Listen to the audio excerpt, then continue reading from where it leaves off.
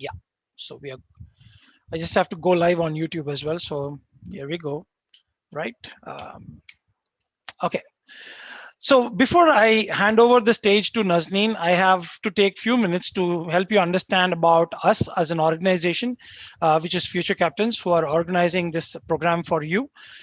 So I'll take you through our presentation for all of your understanding. So then I will hand it over to you, Nazneen. Yeah. So Future Captains is primarily a career architecture company. When I mean career architecture, we are not into building or constructions. We are basically helping each and everybody to design their path or pursue their path based on their potential, strength, interest, etc. Right? So that's what we do. And so we are a 4-year-old organization. We started in 2017, and then of course officially got into the market in 2018. And so far we have worked with many schools, many colleges across the country. In fact, last 2 years we have covered more than 20,000 students across the globe, created awareness about career planning and why it is a lot more important in today's context. So the reason why we are into this business is very simple.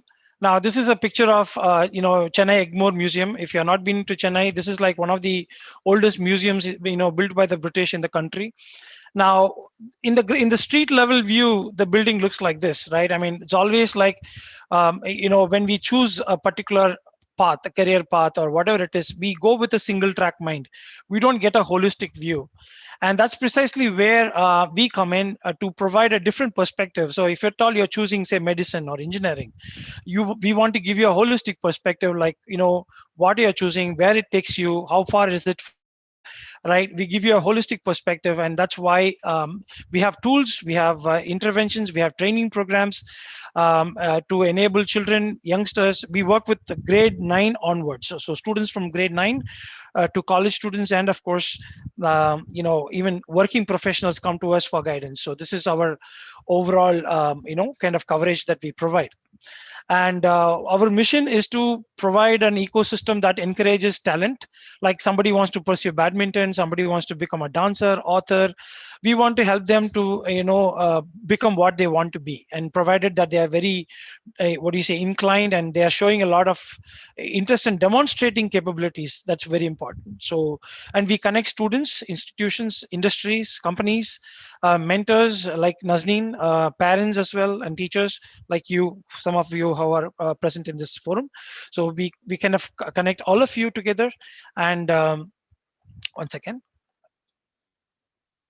Yeah. And we connect all of the parameters together, because I think it's very important to bring all these factors together to enable a student to become a successful leader for tomorrow. And we believe that every stage, 8th, 9th, 10th, 11th, 12th, every stage there is a requirement for career planning, and we provide all the necessary support and tools. We offer career assessments, online assessments. We bring mentors like Nazneen to come and talk to students one-on-one. So if somebody is interested in cybersecurity, so Nazneen is the person who will be talking to them and elaborating on what is cybersecurity and what kind of career options are available and what kind of certifications are required, how you have to groom yourself for the field, etc., etc. So we have many professionals like that who are empaneled with us, and we kind of provide a continuous career path. And wherever you're stuck, we are there to help you. We also provide career research. We do a lot of work on career research. In fact, a program like this, digital safety, might look like something that is out of context for a company like ours, but we believe in a holistic development. And as an ecosystem, teachers and parents need awareness about, sexual health and, preventing sexual harassment, of course, and digital safety, psychological wellness and mental wellness, etc.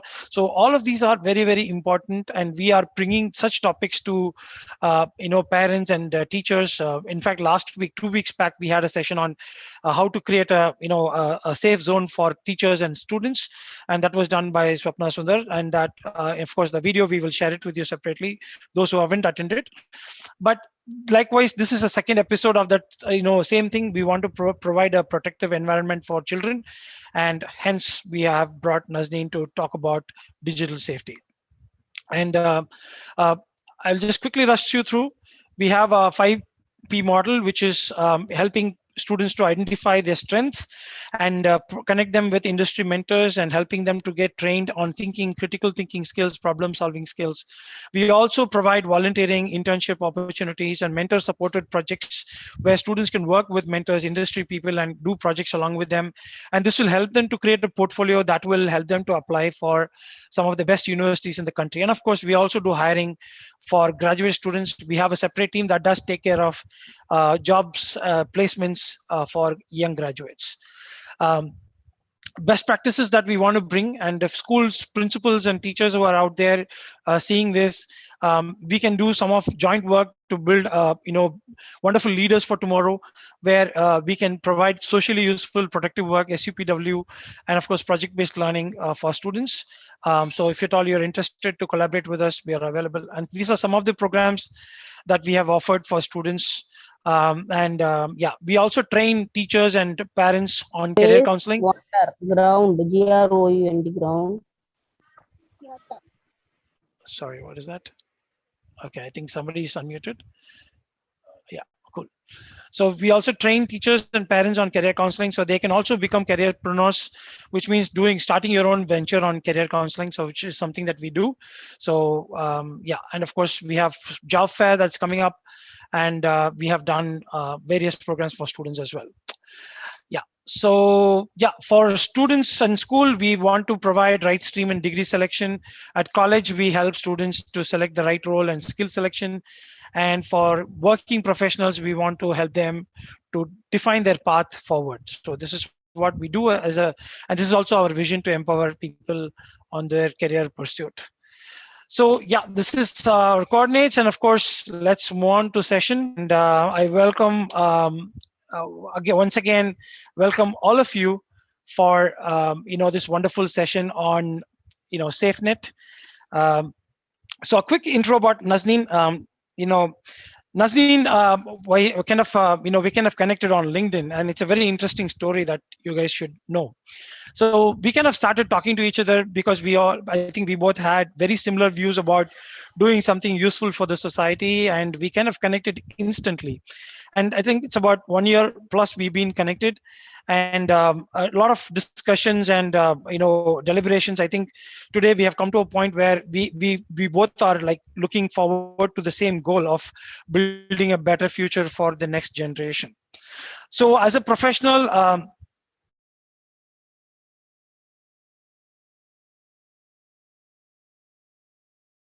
in communication technology, and of course in cybersecurity. She's also somebody who is who's passionate about solving fundamental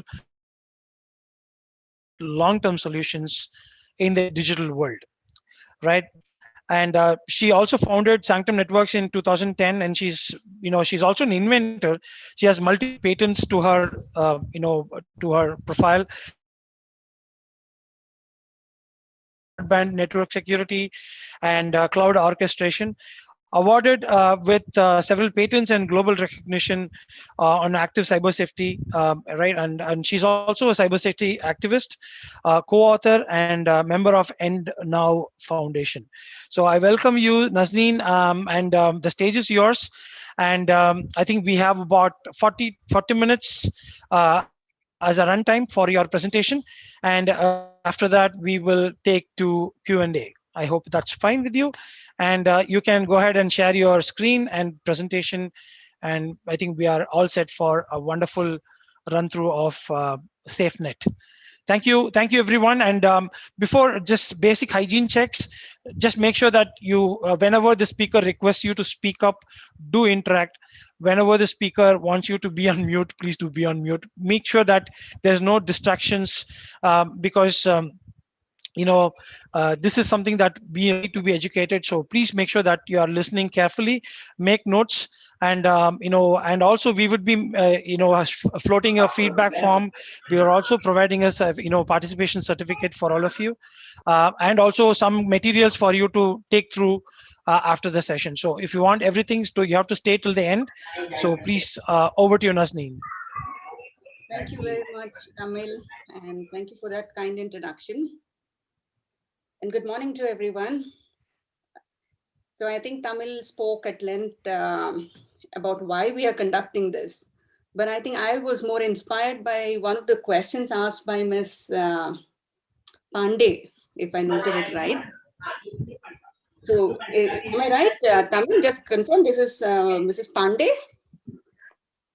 That's what. I was not sure about the name. Okay. But what was the question, by the way? Yeah, it's a very fundamental question of what is digital safety. So I think that's a great question to start with, because it's an indicator of where we stand in terms of our knowledge today about the cyber world.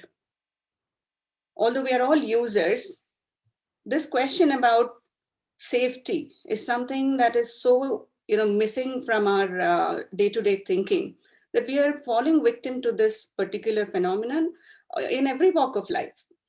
And that is the reason why we wanted to do this session and basically illuminate the idea of what are the traps, where are the pitfalls, and what is leading us to get into this.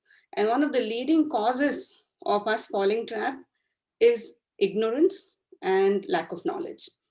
So today, I'd be very happy to share whatever little I would know, because this is one space which is ever expanding. So today I would like to speak with, the theme of, first of all, let's learn the basics of digital safety, and then try to focus on, the topic of digital safety for children, more from a parent's perspective and a teacher's perspective, because this is something I think our audience, the majority of our audience today is constituted of. So I will quickly share my screen. Yeah. Nazeen, to make sure that we have a better bandwidth, I think you should switch off your video. I think then we can, then Q&A, we can come back to video mode. It can be better. Sure. Yeah, I would prefer that as well. 1 second. Yeah. But are you losing my audio? Let me know if that's the case. Yeah, slightly it's kind of jarring a little, but I think we can manage now. Once you've switched off your video, we'll see how it goes. Yeah, okay. Yeah, I think you need to put it on slideshow. Sure. Yeah, and a little acknowledgement from the audience would really help me to, be in check. It's very clear, ma'am. Yeah. Ma'am, you're audible. Clear only. Fantastic. Ma'am, you're audible. Thank you so much. Right. So, I'm sure in the audience today we have at least 1 or 2 history teachers and a few science teachers. So we have always been traditionally teaching human evolution as something that came out of the Stone Age to the Iron Age and the Bronze Age. But now we have entered into the Screen Age. And this is what human evolution today has begun to look like. And this is a bit of, a head back on what we think our future looks like. So this brings us, into this very essential topic of, as Ms. Pandey brought out, that you've heard of fire safety and then road safety as evolution grew. But what is this digital safety? So the digital safety starts to, really get more pronounced as we move into more and more modernization, more and more digitization.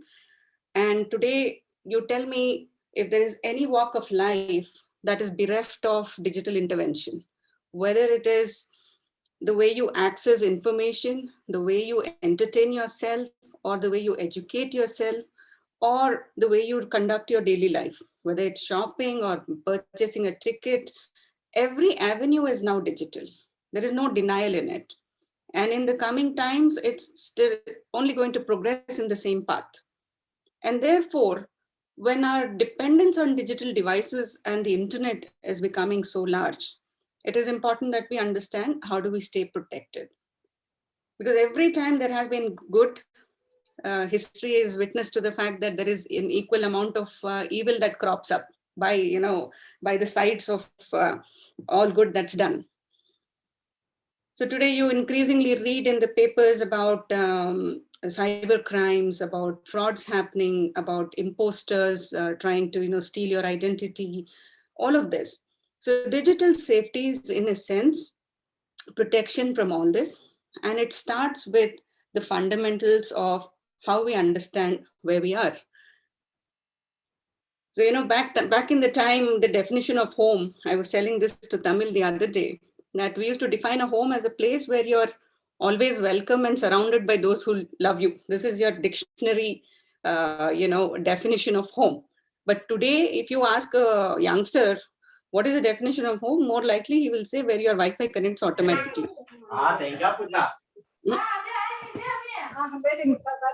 Is that someone agreeing to it or disagreeing with it? I think it's somebody who's got We would to agree, ma'am. Wi-Fi connected automatically. True, ma'am. We agree. Completely agree to it, ma'am. So because this definition has transitioned so, drastically, and that shows the quantum where we've got impacted. And there is nobody who's left out. The adults, the children of all age groups, senior citizens, everybody. So this is another reason why, learning about certain facts on as a society, and especially as the Indian society where we stand, becomes important. So just on your screen now, what you have are some of the facts that, these numbers are actually growing on the north side. Like 70%, this is 2019-20, just before the pandemic hit us. But now these numbers have gone up in their percentages. Say, for example, when we say 70% of the youth in India are spending more than 5 to 6 hours on the internet, this is a fact done and received through surveys across a cross-section of the society. And these constitute of students, working population, of just freelancers looking for jobs, or the nerds and geeks who are researching, everybody included. So basically your screen time is not just about entertainment anymore. The definition after the pandemic hit us is now enlarged. It now states about how much of your work time and your entertainment time is going online. So the 70% has actually gone up, and also the number of hours. But amongst this, let's try and understand what percentage of population is ignorant about their digital safety and is vulnerable today. So there is an increased Nazneen, I think impact. your voice, we are losing your voice a bit. That's really bad. That's really bad. So give me 10 seconds, please. Sorry to interrupt. Yeah, also. take your time. Fix your internet. Yeah. One more request is, can the screen be made a little larger? It's too shrunken. Okay. Thank you. Yeah. Thank you. I'm sorry to interrupt, but the screen is a bit enlarged would be better. 1 second, please. I will just walk up to perhaps a different place which can give me, yeah. Right. Is this getting better? Yeah, now it's loud and clear. Nazneen. Wow. Go ahead. See? Yes. Never borrow your kids' rooms.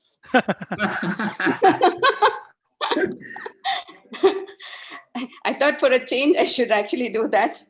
Oh, I'm better off in my regular place. All right.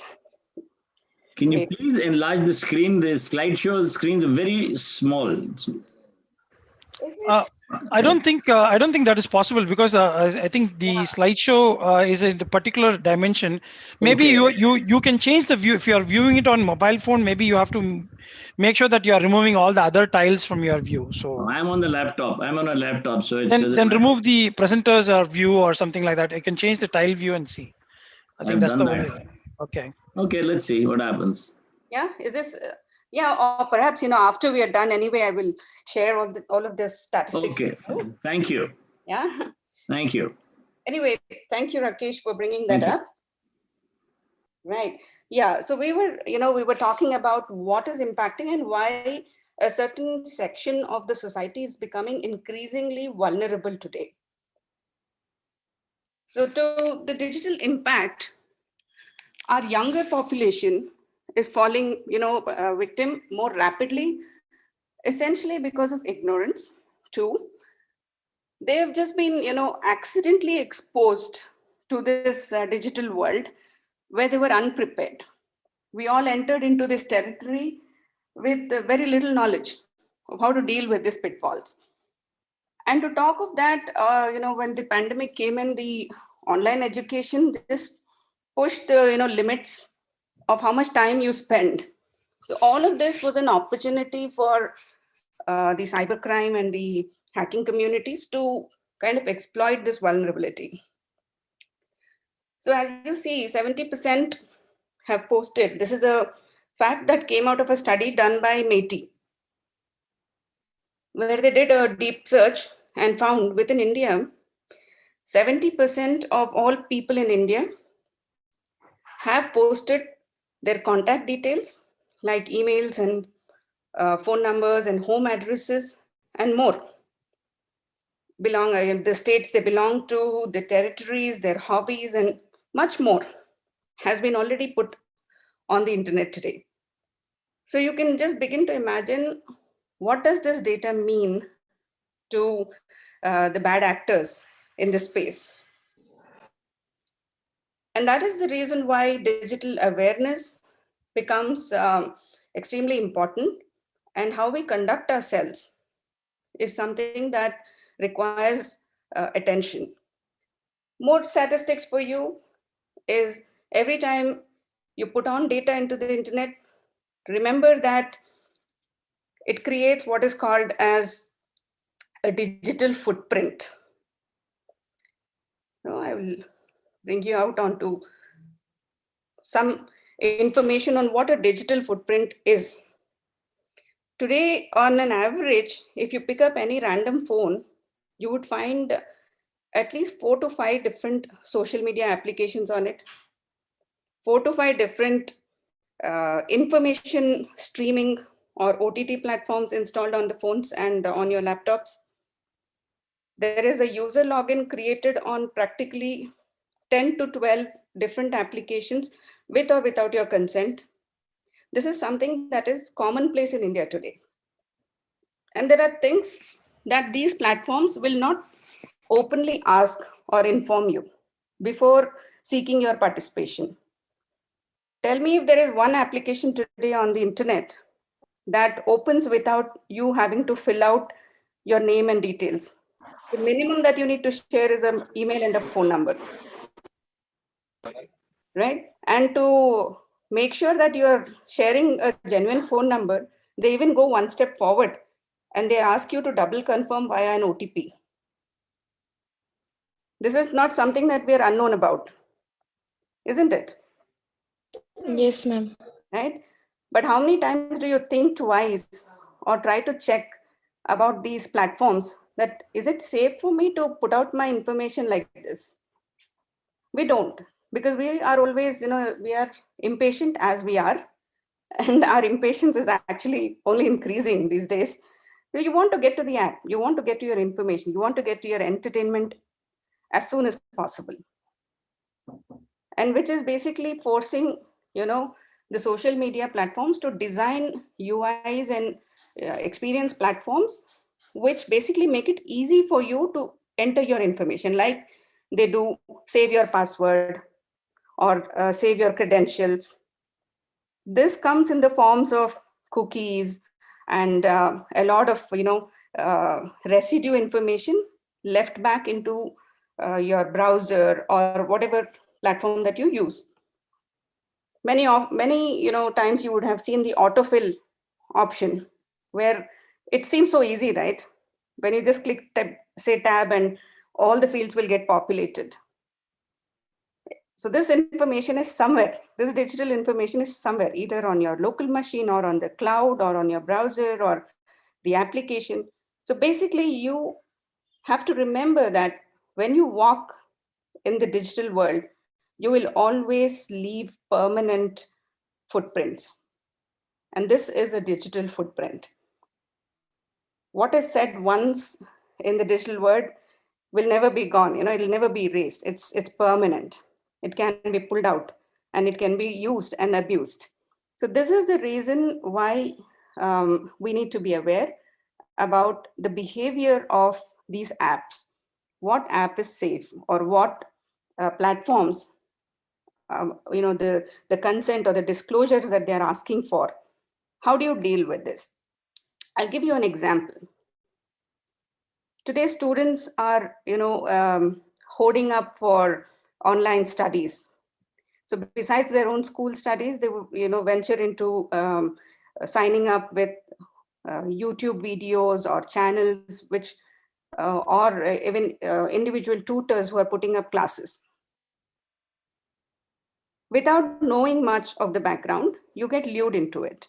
These kids, eventually after 2 or 3 classes, when they're prompted to, make a payment, or if you want more information on this, you need to subscribe. So these are some of the unknown territories that they get sucked into. They don't come back to the parent asking their consent at that time. There is no consultation because they have access to the internet.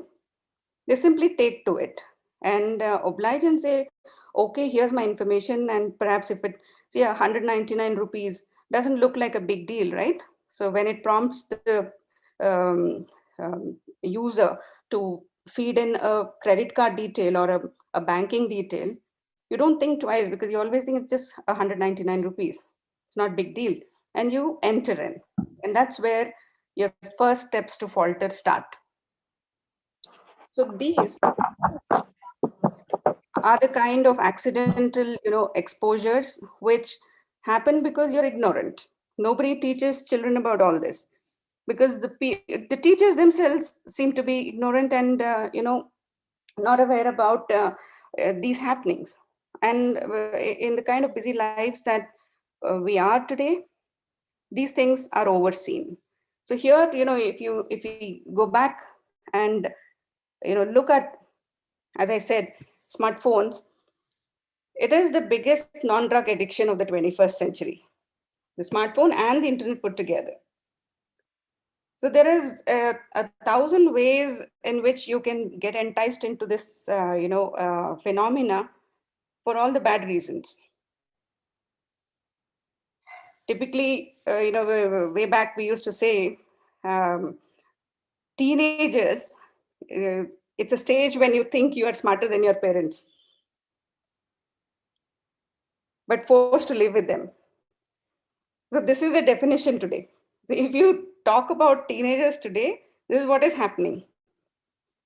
In the digital world where parents and teachers and the seniors don't know much, children know beyond what they know, and therefore it has become, a bottleneck of how digital penetration is happening, especially in a country like India, where I don't attribute not knowing about the digital world is not equivalent to being illiterate. You could be a very accomplished doctor or a lawyer, but you may at the same time not have sufficient knowledge in the digital world or in the IT about how do you create settings, how do I protect myself, all this.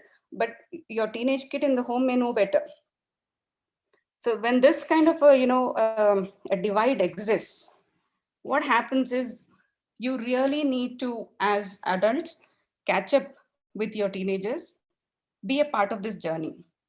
So the internet is a very useful place. It can get as productive and or as destructive as you make of it. How do we make it productive? And that is something that we really should focus about. The distraction bit, yes, all of us read about it, wake up to the morning news and you will see at least 2 out of 10 news items talk about some cyber faltering. So it's something that we read often, but nobody is talking about digital education as much in the same volumes. And that is something that we aspire to do here. How do you educate yourself? What are my resources? What should I deploy as an adult? And how do I deal with today's most vulnerable segment, which is today's teens?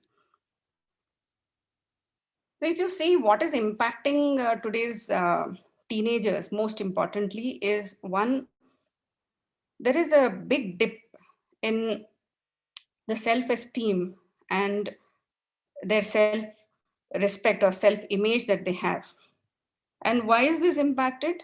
If you look at it closely, because all their interactions are going digital. Very little of it is online or offline. Very little of their social interaction is in person, which basically, has translated into them being dependent on the likes and the thumbs ups that they keep getting. And that is, that is the kind of validation they seek. That is the attention that they seek, which has, really create a wedge in how perception versus reality is panning out. You saw when the Zoom as a platform is a a good example to start with. When Zoom came out, it was simply a communication platform. We used it to conduct meetings, to do online tutoring or whatever, all purposeful and meaningful agenda. Very soon they had to introduce add-ons like touch up, filter, background change. All these are add-ons. And what is driving this? There is no application today on the social media which doesn't come with some sort of aesthetic improvement or some sort of a perception development tool built in. So the dark-skinned boys and girls want to look lighter. The lighter ones want to look something else, greener maybe. I don't know. So, if you look at this, these are driving people to start creating a very false image of themselves and driving away from reality. And this is something that is across the board, whether it is an adult or a teenager. I mean, there's no difference. If you do a self-assessment, ask yourself, the last time when you wanted to update your profile picture on, say, WhatsApp or Facebook, how many pictures did you actually scroll through before picking the best one to go onto your profile? Let me ask, say, Hema Rangarajan, you have a pelican or is it a flamingo on your profile? Hema?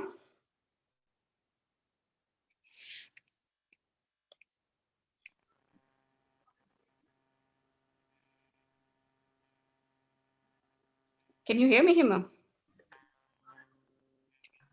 Yes, ma'am. Yeah.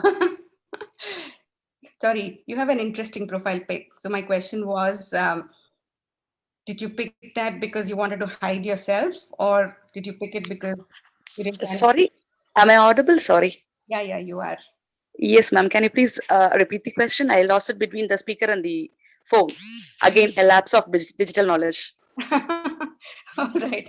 Right. So, Hema, my question was, I see that you have a profile picture of a bird. Yes, ma'am. Yeah.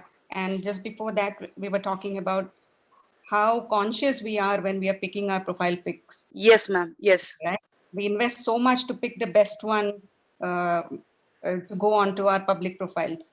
And Yes, ma'am. there is a psychological reason to it, right? Because yes, we want everybody to go, wow, that's great, you look beautiful or handsome.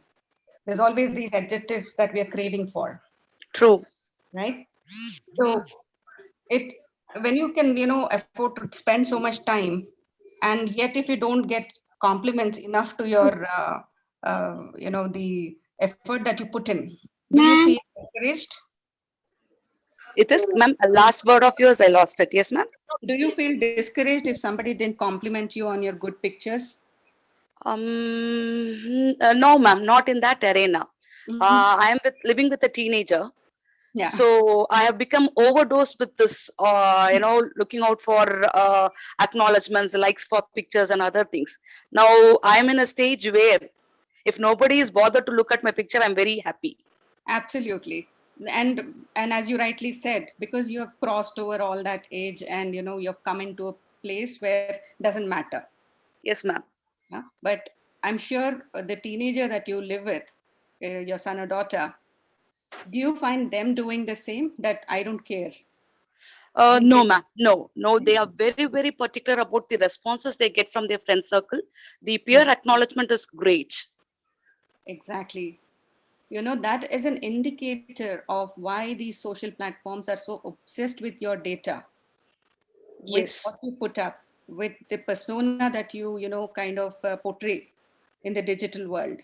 yes, And when this hits, if it discourages you or demoralizes you, it can be, you know, a downward spiral. You don't know where it goes and hits just because some, you know, validation fell short. Your self-esteem or your self-respect cannot be damaged. So as parents and as, you know, adults who are supervising children, one of the, you know, domains or the spaces where we really have to focus is to encourage our children to hold a very high level of self-esteem and self-respect about themselves, that they do not need, they are unique and they do not need validation based on their appearance or based on any of their external aesthetics. So this is, you know, one place where we need to lay strong foundations. If we don't do this, what is happening is in today's modern time parenting, we seem to be like assuming so much that my children know much. I mean, I have seen mothers who are going gaga about their 1 year old, you know, being able to handle the mobile phone with ease. It's like they're scrolling before they're crawling. And if parents are like, you know, going to be feeling great about this without knowing the pitfalls, very soon this kind of, you know, ends up in children beginning to be in control of, you know, their digital as well as their real lives without any supervision.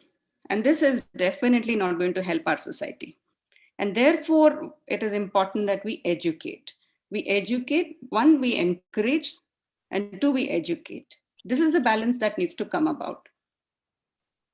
That this perception versus reality is something that we need to make them aware of. How do you do this? What are the tools for this? It starts, you know, it's all starts from the home. And of course, the second most place where, you know, they spend their largest part of the day is the school. So both parents and teachers have a big, you know, binding on this. And therefore, as part of the awareness, we need to educate them on definitely use the internet because that's where your wealth of information is coming in today from. But use it responsibly. If,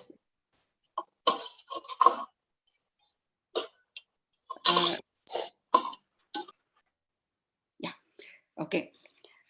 And consultations come from being, you know, interactive with your children. Like, you know, if you pick Facebook today, Facebook's largest population is between the age groups of 14 and 19. And then there is the second largest group comes from 45 to 65. I mean, where, for some strange reason, the middle-aged people are missing in this.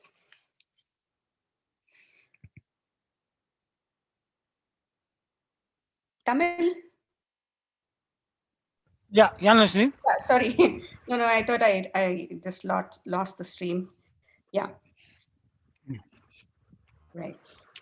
Yeah, so I was saying that the two age brackets in which, you know, the Facebook user population really is burgeoning is between the 14-19 and the 45-65, which is clearly an indicator that either the youth are very keen on sharing what they know or learning or just being there for their infotainment purposes. And then the senior citizen group, which is there again purely for entertainment and perhaps to form their own groups for interactions. So between these two, we need to see how technology should be used and make aware of where this, you know, can hit you hard. So one of the spaces where social media platforms are falling short is there is no validation for what you write. You're allowed to, you know, go uncensored on it. So like I have a little poster here which says Newton is wrong. What goes up on the internet does not always come down. Unless you ask Twitter to pull off your post or go through the courts to get something, removed, or the cyber portal, the cybercrime portal to get your images, morphed images, or anything on the internet removed. It's a long drawn process. So putting up some information on the internet is very easy. You click a picture and then you upload. Very, very easy. In 10 seconds, you will do that. But try, going the reverse order. Try getting it down from the internet. It's not as easy. You really have to, jump the hoops. That shows, that why one needs to be careful of the information that you are posting and the information that you are letting the world know about you. And while on one hand, we keep saying, how to keep girls safe on the internet. I'm sorry to say, but today, the larger population of the cyber crimes are happening with boys. Boys are more abused. It's not necessarily that, there's any gender difference here. Both boys and girls are equally affected. And even the type of perpetrators, this particular, on your screen, this clipping comes from Times of India, a recent publication in Times of India, where they said younger children who are falling to these kind of cyber assaults, the age group is as low as 8 to 9 years. And these are registered cases. So you can only imagine how many more cases exist today that are not even reported. These are the reported cases. And perpetrators, again, doesn't have to be a male always. There are enough number of female perpetrators as well. And if we see the source of where, these perpetrators got their data from, it came from family WhatsApp groups, Facebook groups. They were all known people. You share pictures and you share information, that you share details which can get misused. So how do you quantify and qualify as to what kind of a platform is safe for use? And how do you educate your children? For this, like another, I think there was a question from Preeti that what kind of a password, is safe to use? Yes, very pertinent question. And the children today, after the online education has come into force, every kid now has an email ID of their own. So steps that you can take in this direction is, number one, whenever there is a WhatsApp group, be வந்து பாத்தீங்கன்னா 2 செக்மெண்டா பிரிக்கலாம். ஒன்னு வந்து customer வந்து ஒன்னு order பண்ணி. Excuse me, I would like to interrupt here. Yes, please. I'm requesting the host to mute all. Yeah, I think I need to do that because Please. I Please. get, yeah. I think Nazneen, you have to unmute yourself and speak. Now you won't have any disturbance. Please go ahead.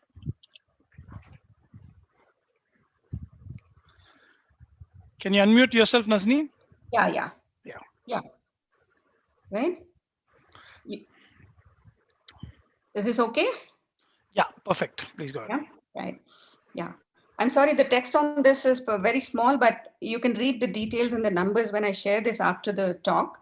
But it's an indicator of, as I was saying, that how do we now deploy the prevention act in this? These are anyway the details that what's happening today. So how do you overcome this? Very, very basic, hygiene check that one can keep is know about the platforms that are safe or not safe, games that are safe, not safe. Okay. And of course, knowing what activity your children are doing online and how do you set a boundary on it. Make sure that you teach your children about personal safety, like disclosures of address, phone numbers, their gender, their hobbies, their pictures, especially posting of pictures needs to have huge amount of, confirmation as to whether it's good or not, whether it is on Snapchats or on Instagrams, whether it is in closed circles or whether you put it in public place. Make sure you have, you don't let pictures out which, describe details about your bodily appearance. This is something that is being extensively misused. Okay? Another area where we need to educate ourselves as well as our children is the use of webcams and your online, applications where it asks for permission to, by default, allow your microphone and your videos to come on. Discourage the use of such apps. Create some tech awareness within yourself to go and look at settings. There was another question as to, how do I prevent pop-ups coming up during online classes? It's fairly easy. The browser that you use, every browser today comes with certain settings that allow you to disable these pop-ups. So like on the right side of a Chrome browser, you would have something called as settings. Go there and pick up under preferences. You can pick the settings and turn those off, turn off notifications, turn off pop-ups. So this helps you to, conduct your class without any interference. Also, helping children to filter information and understand, like we spoke a little while ago about the difference between popularity and truth, or perception and reality. Educate them on this, that you are unique, you are great, you are nice the way you are. You don't have to, really wear a false mask of filters and display a persona not like you, which can, cause problems where identity crisis is another thing which is becoming a massive cause of mental health amongst children. And educating about accepting that you losing on an online game is not equivalent to losing out on your real life. It's a game at the end of the day. And using these tools, like say, for example, parental control or screen time controls, which are there on every device today. Use them appropriately.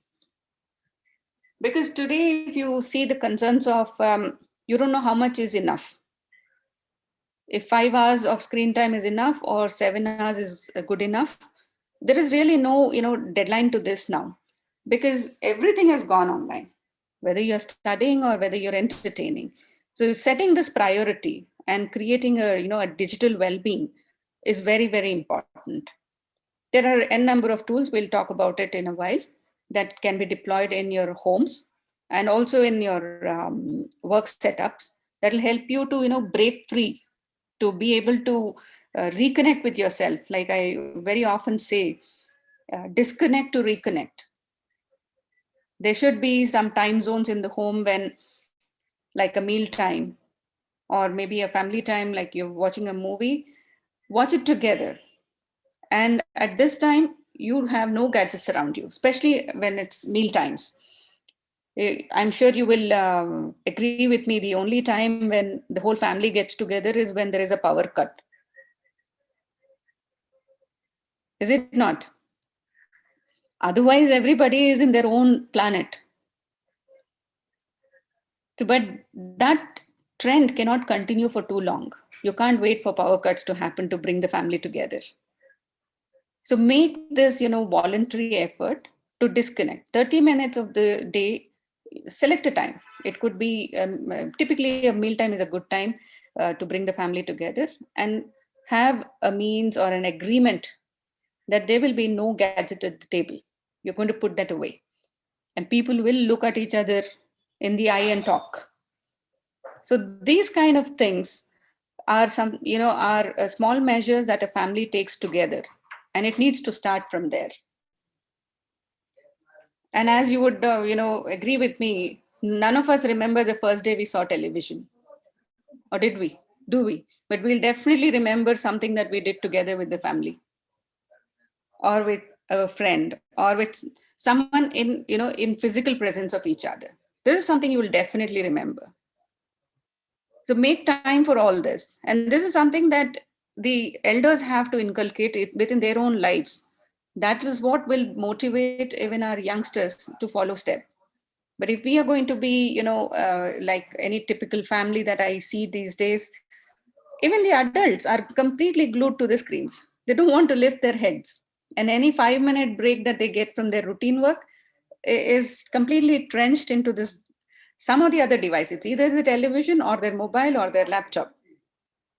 There is really no family time left. So how can we really, expect from our children to behave any different? So it's a very, all-roundish behavior that we must exhibit, starting from us, and then creating this as a norm.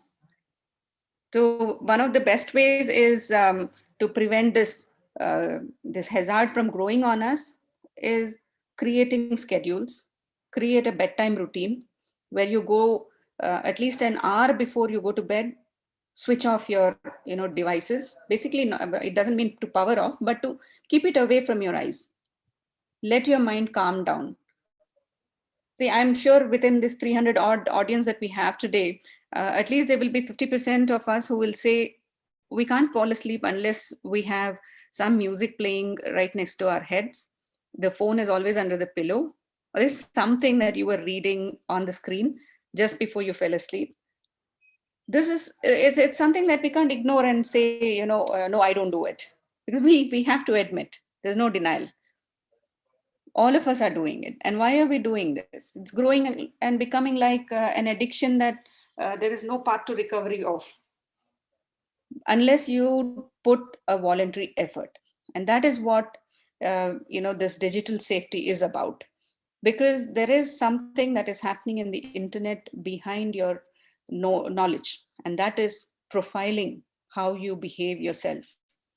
Your phone knows more than what you think it knows. If you are someone who is a habitual late sleeper, or a habitual music listener, or a habitual reader, you will notice that there are advertisements getting pushed to you about sleep related products, about reading suggestions, about some sort of shopping suggestions that come up from nowhere.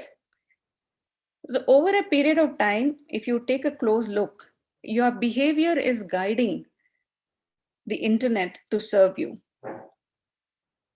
So this is an important pointer to remember, that you are exactly reaping what you are sowing.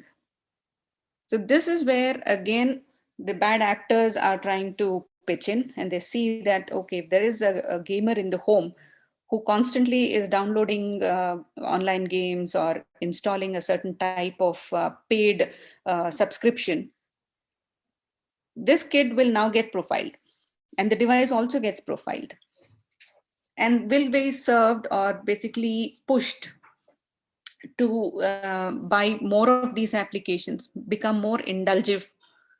And indulgence, has caused enough and more trouble in our society today. And every day we get these cases of children who are misusing their parents' credit cards to purchase these apps. None of the app platform people come up and report this. It is the credit card companies who know where this money is getting drained. So if you see, there is nothing in the world today that is disconnected. Everything, every action that you do is tied to each other. So it's a domino. So be very careful of what you post, what you write, what you exhibit as a personality. Now, to quote you an example, comments on racism. There is, just an article that was published on racism and some sort of abuse. And there were a lot of people who were commenting on it. You get onto the internet, you feel you have an opinion about this topic, you write. And then there is a flurry that follows. You may take one or the other stand. You may be for it or against it. You're totally entitled because you're entitled to your opinion. But the way it will be understood is the comments that follow your comments starts to build an image about you. That either you are a narcissist, you are a nationalist, or you are an anti-nationalist, you are, a pro or a con, or there are these n number of attributes that get associated with your personality. Before you know it, it's got now linked, because you might have used, say, a Gmail ID to, link this comment or that platform on which you commented. Without your knowledge, now there is an identity which associates with your email ID, with your geography, with your background, and also about the philosophy that you have. So you see, this is where this profiling thing can get maddening. Nazneen, sorry to interrupt. Let's do a time check. We have another 10 more minutes to wrap up. Yeah, sure. Yeah. Yeah. So this is where being digitally aware and being digitally safe plays a big role. Now, if you see what are the resources that one can deploy, of course, you have a plethora and a big range of tools that can be deployed, both at your device level and even as an ideology. So to start with, the most popular ones that you often hear of is the antivirus software that prevents the malicious content from coming into your devices, creating the right parental controls and age-appropriate limits, which will help to moderate content. And then you also have mechanisms where you can control the search that is taking place on your devices by incorporating safe search engines on any of the browsers that you use, disabling the in-app purchases, which kind of make you to forcibly pay up or to disclose your credit card details, setting the right kind of privacy modes on the various social medias that you're registered on, and also being cognizant that the time you spend on the internet, the net time that you spend on the internet, is not necessarily the net time of the life you intend to have. So many people who spend hours at end just trying to make a fairer image of themselves. I've seen that there are cases getting reported where 13-year-olds, 14-year-olds are spending nearly 2 hours every day just to put filters and create images for their social media platforms. Now that itself shows that we are not headed in the right direction. So creating a schedule that if I'm spending my time on the internet, I would rather use it in a productive manner. So being aware, what is productive, what is counterproductive for me, educating ourselves and people around us will help us to create routines good for both individually and the family together. Doing more of an outdoor activity. These are things that I think we all understand this, but we are not implementing it enough. We need to bring this into our lives, and making more of green time over screen time is something that has to become a daily routine. Besides these tools, of course, these are all tools. But I'll take 2 minutes, Tamil, with your permission, to talk about Justify. Please go ahead. Please go ahead. Yeah. Thank you. So, just to sum up, there are all these tools that I just spoke of.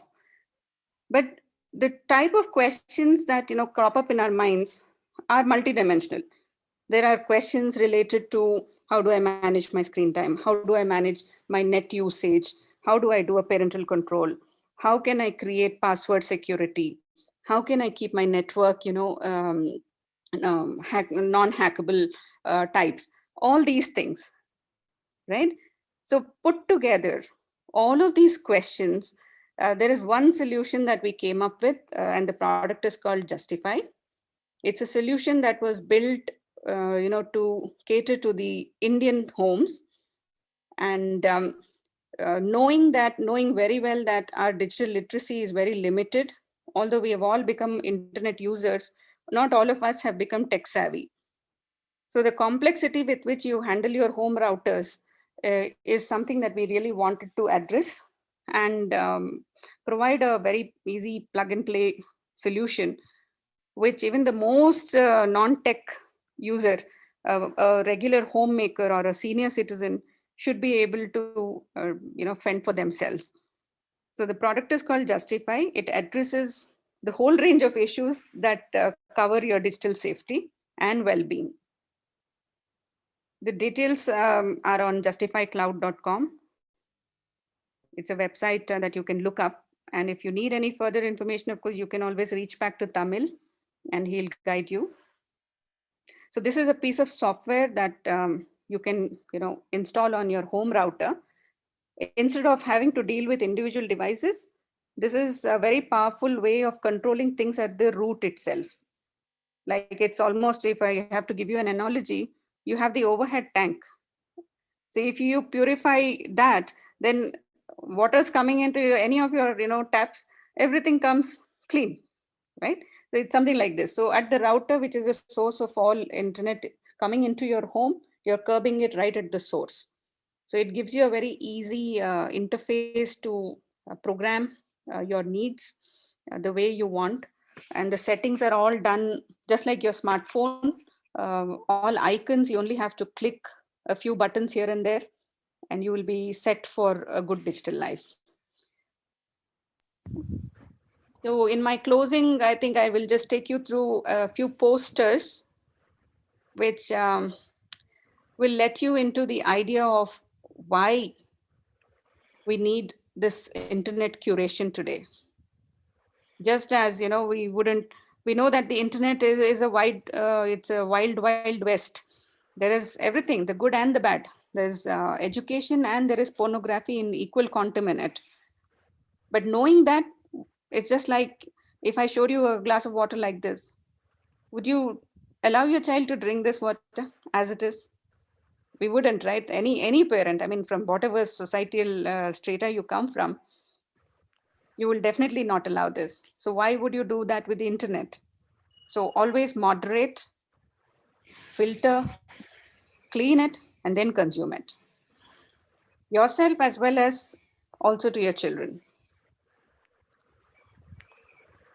And another poster which basically sums up our lives today, whether we are consuming the internet or the internet is consuming us, is a very thin and blurred line today.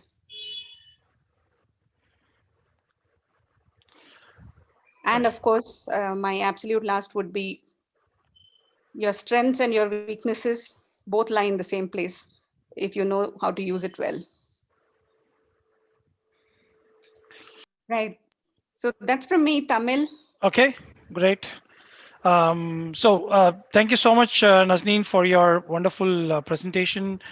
And I think, the family part and family coming together to make sure that, that they kind of work together in this entire, digital safety measures. I think it's very, very important. So we move to the Q&A part. So we'll open the floor for questions and answers. And of course, the feedback form is being floated on the screen. So please do click on the feedback form and fill it. And we will be sharing the participation certificate. And before we go into the Q&A part, I also request everybody to fill the feedback form right away, because we get calls even after a very long time, without filling the feedback form. So please make sure that you do it right now here itself. Okay, so now let's open the floor for Q&A. I think we can unmute, we can help people to unmute themselves to ask questions. 1 second, allow participants to unmute. Yep, so okay, so I will start the questions. I have a question, Nazneen. Can I will take the opportunity, I'll grab the opportunity as a host of the session. I'll probably take the privilege to do that. Any thoughts on the gaming part? Because there is this one case that kind of disturbs me all the time. there was a father who came and reported that he wanted to guide both his sons. Both his sons were actually addicted to this PUBG game. I mean, now PUBG is banned, but I think you can still play PUBG, and this is a different story altogether. But this elder one, that they were like constantly playing. So younger one followed the elder brother's suit. Both of them got addicted to hooked onto the game, and one fine day the mother actually snatched the phone and she basically hid the phone, right? The elder brother actually went on a rampage to break down the television, the stereo set, everything inside the house because he was denied the device, right? Now I wanted to come and I wanted you to throw some light on this online gaming stuff, and are they safe, first of all, and what should somebody do to understand whether a particular game is good for the student or child or not? Over to you, Nazneen. Absolutely. Thank you, Tamil. That's a very relevant question that is impacting so many families today. So, if you have read the mutual funds advertisement in a very fast forward 10x speed, they always say the statement that it is subject to risk and that the risk lies with the investor. It's exactly the same case and the same philosophy being deployed by the gaming and the social media platforms. They have a disclaimer that we built a game. Now it's up to you how you take it. None of the game makers promised us happy endings. This is something that we forget. Like I said earlier on during the talk, that the dependence and the validation that I must win and I must play this is some, sort of an addictive design that the game builders do. They do deploy this technique to keep you hooked on. It's like your OTT streaming, episodes. You always start by saying, this is the only episode I'm going to watch, and then I'm going to turn it off. All of us, let's be honest to ourselves, you don't stop. Because the ending is always left with something intriguing that will take you to the next episode immediately. You don't even want to wait. You can't, right? That's how we are wired. And this is what game makers and gaming platforms are leveraging on. It is our impatience. It is our indulgence. This is something that we need to, address at a personality level. That is the reason I started my talk by saying, as a family, all of us have to contribute into this. That, there is this perception versus reality. It's okay. You didn't play a game. No big deal. Let's cook a meal together, or, be more inclusive into the family activity. This type of, a grooming can only happen when the whole family works. The ecosystem has to work with each other. Otherwise, as always, a teenager's mind, like I said, they're only forced to, they feel that they know everything. They're ready for the world, but they're forced to live with parents. So the throwing of tantrum, breaking things, all this is coming from that frustration that has built up inside. That I need instant gratification. I need instant validation. Right. And that fear that I'm missing out something, that FOMO factor, it's too big.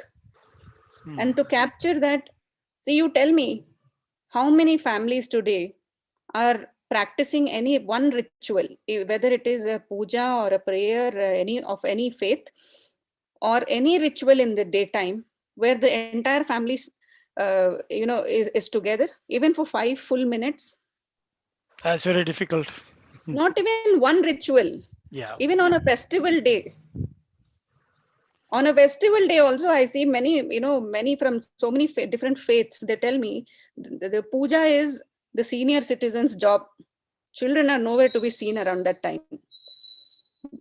At best, they will get together to eat the festival meal.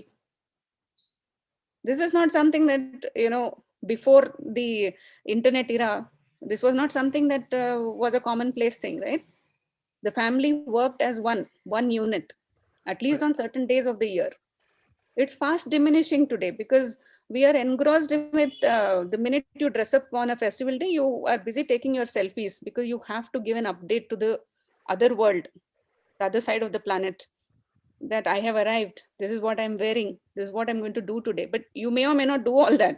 But Right. you need update. There is a very, it's a veiled approach to life that is creeping in. So gaming is one such very, very, very highly exploited space today. And game builders, if you look at their job profiles that they seek, you know what they write? You must know, besides your technical skills, in any gaming company, when you try to apply for a job, they ask you whether you have the skills of building engaging platforms. Yeah. The word engaging is very highly stressed upon. Engaging UI, engaging UX. Yeah. There is a reason for it, right? Because if it is dull and dry, you wouldn't want to use it enough, right? Similarly, on your smartphones, if you turn it to the gray mode, the gray screen mode, you will not be spending the same amount of time that you do on the regular screen. Try this, all of you. Try this. Turn your phones to the gray screen mode, and you see, automatically you will get, discouraged to be on it for too long. So this kind of ghost scrolling, simply just do it. Yeah, I see Malini Subramaniam says she does it. Fantastic. See, I think, very pertinent point that you made. What's happening, I believe, in my, I think I also read this in this book called Sapiens. So, in fact, the system of families came into existence because man did not have any special, protective elements like claws or wings or, teeth, etc. So, family systems came to protect each other as a group, because the more the people, we have better chances of survival. But what is happening today is we are disassociating ourselves from a family system thanks to the digital world. So we are again falling easily to the predator today as a prey. So that's what's happening. So we are going back to we are becoming a prey without even understanding that we are becoming a prey. So that's very sad and unfortunate. And I believe teachers and parents who are listening to this particular discourse by Nazneen, I think it's high time that we do our research. We all do Google research for all those things, but I think it's high time that we do spend some time on digital safety to configure our devices and also educate our younger ones to stay safe online. Okay, any other questions from the participants? This is your time. You can definitely go ahead and ask your question. I'd like to make a small point here, which after listening to all this whole participation, a lot of responsibility rests on you, the user. And it reminds me of a very old saying, which was said sometime, they supposedly said in some 200 or 300 BC, was said in Greek, it's called caveat emptor, which translates into buyer beware. Yeah. We as parents, we as people who use the internet is a product, and we are the users. And as very rightly said, we have to educate ourselves. And I think Nazneen pointed out a few very good points.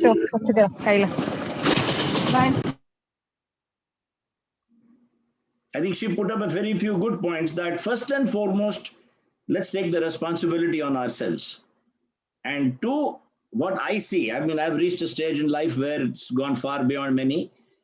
I see in today's youngsters one very simple thing. Young parents living alone with no, as you said, the family is vanished.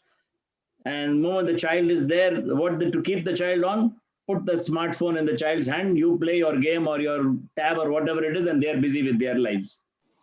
And all what she has said is what is going to happen or what is happening. The root cause lies there. I think we have to go back to that root cause to try to solve it, and I have no solution for it. Absolutely with you on that, Rakesh ji.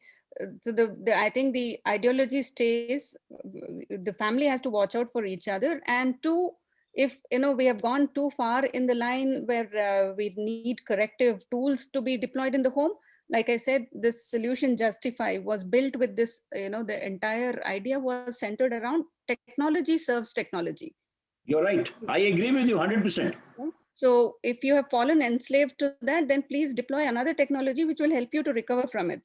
So this was the thought with which we built this product, and I'm really happy to share with you that today it's helping thousands of families across the globe to manage their, because at one stage when coercion doesn't help, then No. only authority helps.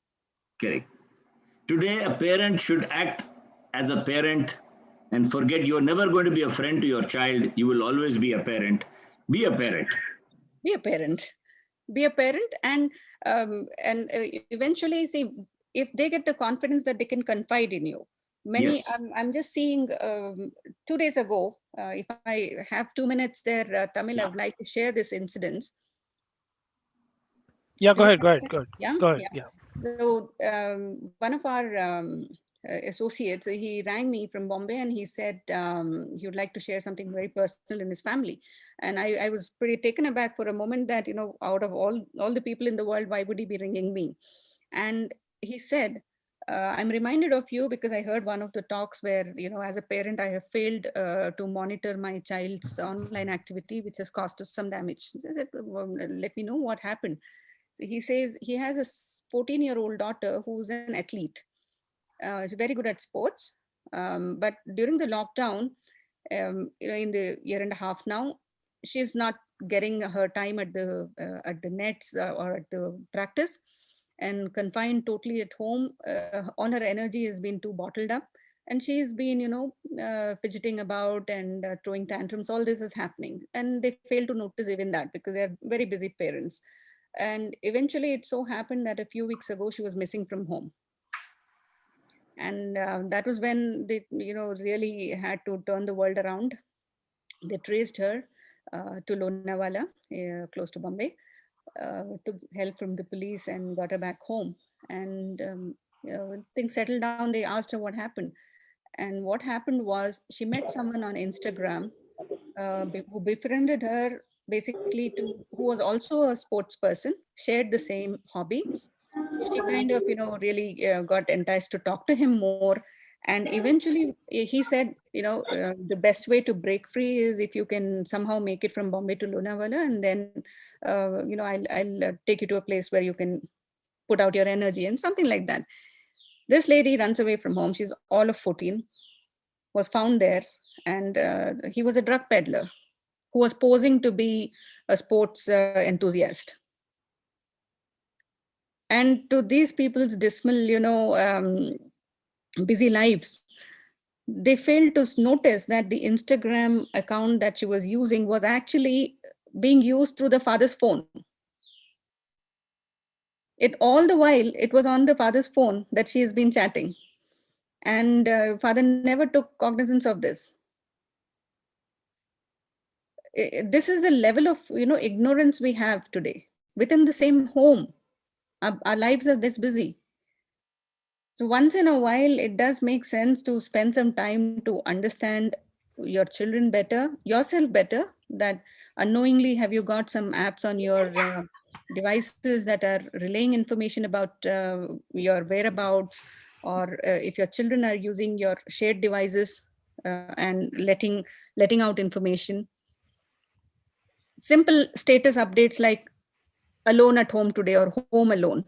I mean, children just post this, not knowing that there is somebody who's viewing you. There is a ghost always at your back, just waiting to know this information that, okay, so the next, the disguised questions come in the form of, oh, so how long are you alone for? And you just get sucked into it. So this cycle can only break through awareness.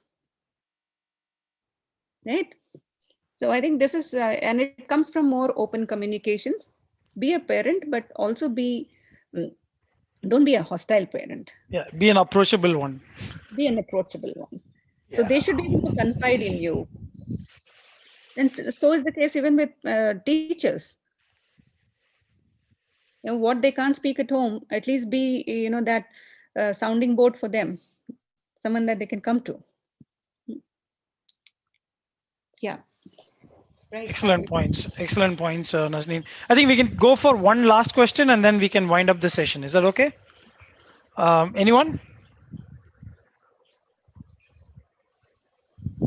Perhaps after the session is done, I will, just collate some tips and Yes, please. Yeah, I would like to share the document with everyone. So please do send me a document of the tips and tricks that whatever that you shared. Ma'am, I do have one question.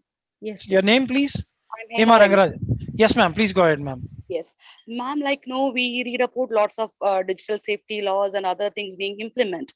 Now, as a person who is well versed in all those things, do you think is it possible, at least down the track in 5 years or 10 years time? So the target group we are talking about is kids, so who fail to understand the repercussion of what they are getting into. Is there any way the laws or the government or the concerned authorities can tighten these things? This can be advocated or drawn up as a movement. Is there any possibility for that? Yeah, absolutely, absolutely. There is the POSCO Act, and there are several acts that have come up. Laws that have come up. There's provision for both the reprimands as well as for the juvenile corrections. Both are enforced. It's not being made very vocal and popular yet by METI, but a lot of drafts are available. METI is the Ministry for IT, Information and Technology. Please do look up their website. Number of information is put up there. Around centering around the legal frameworks. I will incorporate that as well in my collateral that I share. Yeah, share those links as well, Nazneen. Yeah, Thank you. so where it will also that will be have helpful. Yeah, sure, definitely I'll put that in. And there's also a portal where you can report cybercrime if you have fallen victim.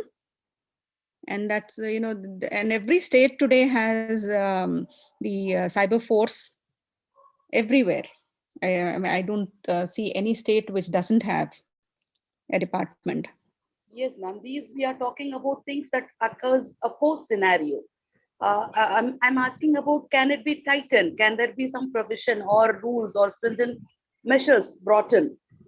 Because the age group we are talking about is a vulnerable age group. See, Is there any I will take that question, Nazneen. Let me try and answer that question. So see, Hema ma'am, so what's happening right now? I'm taking this question from Nazneen purely because I've been talking about this for quite some time.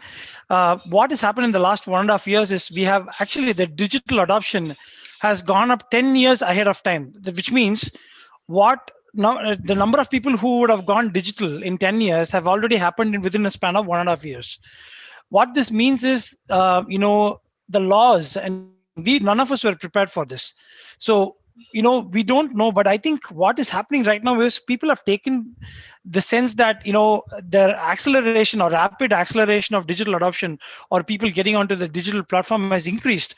So the laws and the platforms and people like Nazneen are already working on it.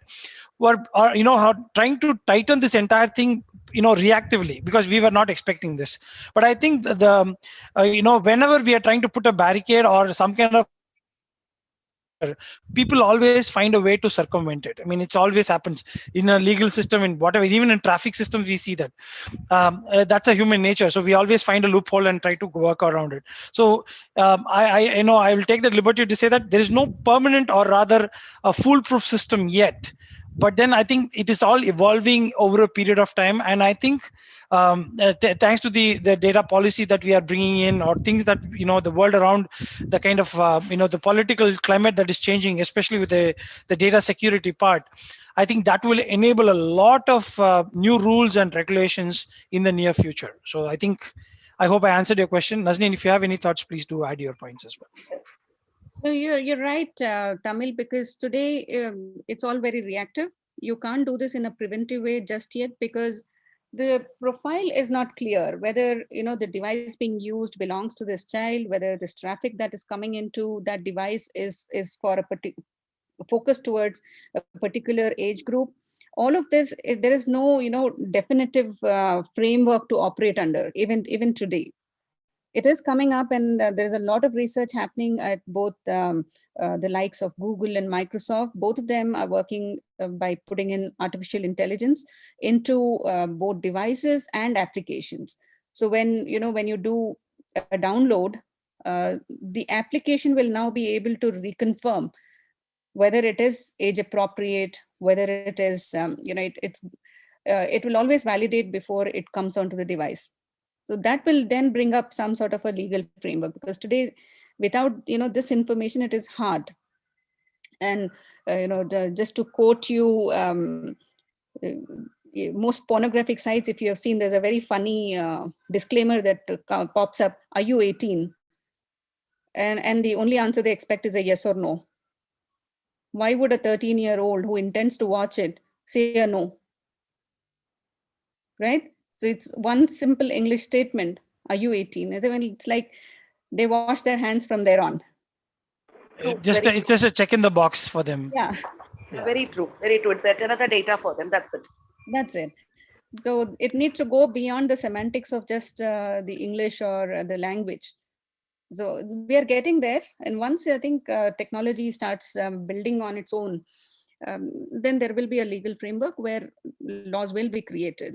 Of course, in the US and in Australia, there is the safety by design, which is a concept that is getting heavily discussed, that whatever we design, like we do, when we build a baby bed or a baby pram or a high chair, we consider a number of elements, right? That if it's safe for a child or not. When you're designing a toy, for example, the same kind of ideology must go even into building products for the age brackets that it is targeted for, which is missing today. It's just one Wild West, open to all. Exactly, ma'am. That was exactly the point. Thank you, sir and ma'am, for answering patiently. Super. And sir, to add on one more, the feedback form is asking for my LinkedIn profile. I am not in LinkedIn. Is it mandatory for me? You can just ignore it. You can just type some junk and leave it there. Okay, thank you. Thanks a lot. Right. And I think next person, Shanti Priya, you would like to go ahead with your question? Yeah, thank you, future captains, for organizing such a wonderful session, first of all. And Nazim ma'am, this was a very eye-opening session. Actually, I'm a psychologist. See, I get children who are below 6 years old, and they have online addictions. So what kind of safety tips I can give to the parents so that the child doesn't become a victim or a prey for the predators? Absolutely, Shanti. That's again such a relevant question in these times. And as you say, you're a psychologist, so you actually deal with this firsthand.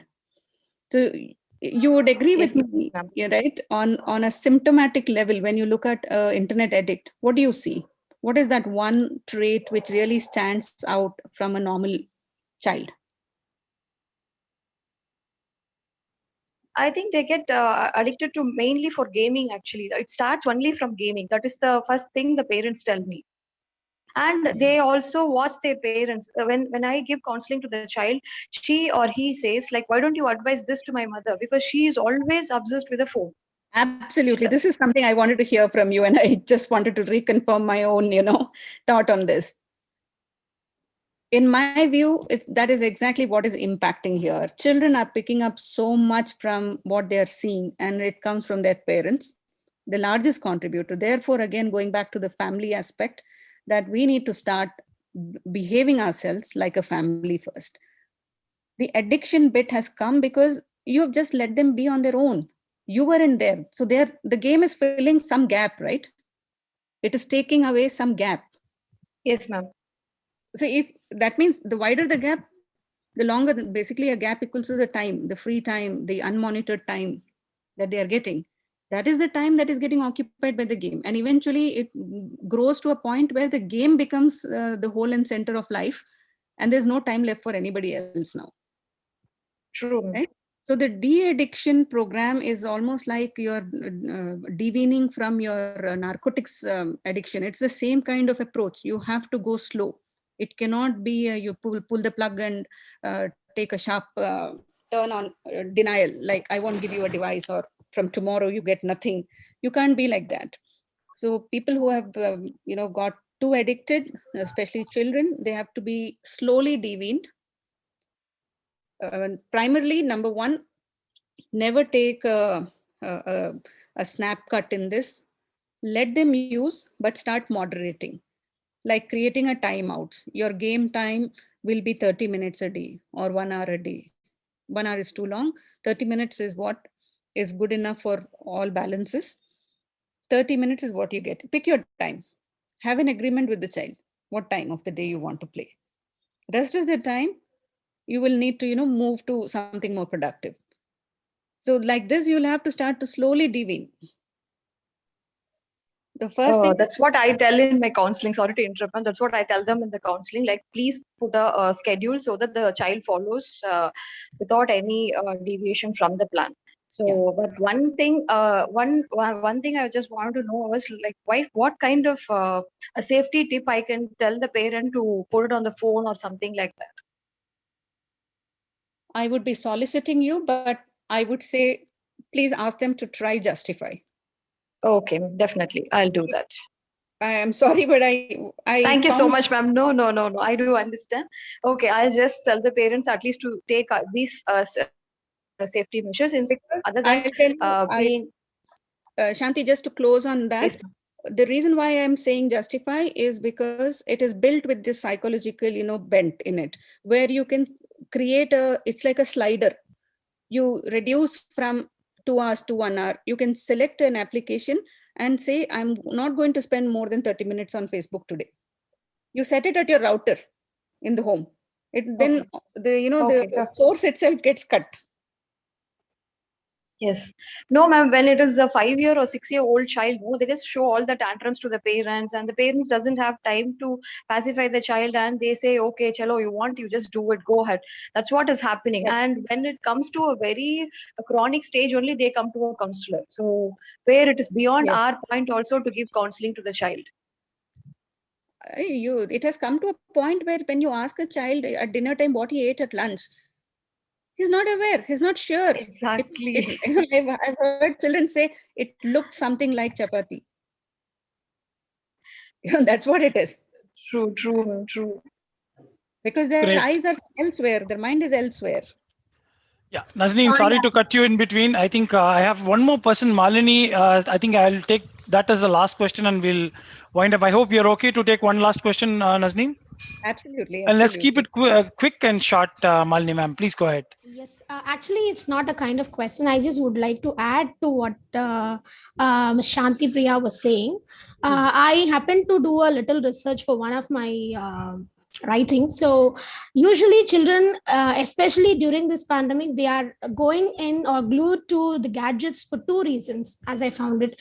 One is that parents, especially working parents, if both of them are going to work, each one of them is having a gadget and they don't have someone who's patiently listening to them. So that was one reason.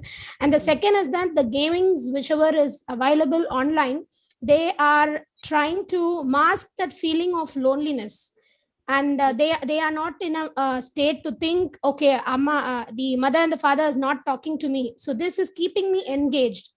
That is the two reasons that I had found for children getting glued to the gadgets. And another thing I would like to add is the fake IDs. Like ma'am shared an incident. There are a lot of fake IDs that is being circulated in all the social medias. Ma'am, is there any way to find that this particular thing is a fake ID in the social medias? Yes, absolutely there is. Depending on what platform you're referring to, each platform has its own verification method. I will, in my collateral that I share after this talk, I will definitely incorporate that. Yes, ma'am. You can see, like if it's Facebook, typically, the URL, you should look for the URL. It comes with a different name than the name on the post. So if there is a mismatch, it means it's a fake. Yeah? Okay. Yes, so on Snapchat, it's in a different manner. So there, for every platform, let me put that in and I will share it through. Yes, ma'am. Thank you, ma'am. Yeah. Okay, so I think this was like one of the best webinars that I have ever done.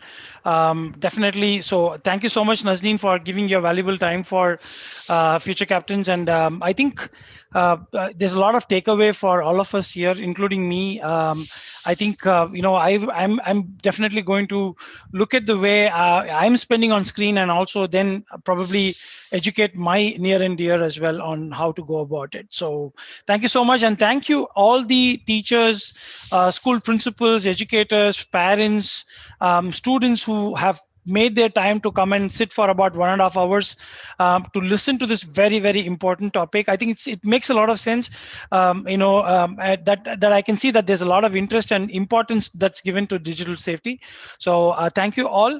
And so to answer the question on the certificates, we will take about a couple of days to send the certificates to all of you. Please make sure that you're filling the feedback form today itself, and post which we will be closing down this feedback form and we are not taking any more feedback. Thank you, and wish you all a very safe day ahead. And of course, thank you, Nazneen, once again. And I'm looking forward to your compilation of all the tools and the do's and don'ts that you're going to recommend to all of us. Thank you so much. I will do that, and thank you. Thank you very much, ma'am. My pleasure knowing all of you today. Thank you. Thank you so much. Thank you, everyone.